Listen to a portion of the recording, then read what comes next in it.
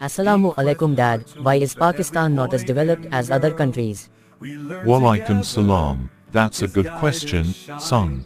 There are many reasons. One big reason is that we haven't focused enough on education and innovation. But what can we do to change that?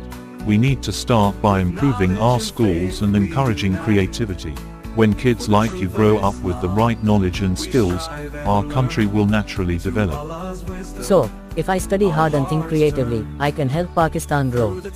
Exactly. Every little effort counts. Also, honesty, hard work, and unity are key. If we work together, Pakistan can reach new heights. I'm ready to do my part, Dad. Let's make Pakistan better. That's the spirit, my boy. Together, we can make a difference. Dada, what's so special about August 14th? Why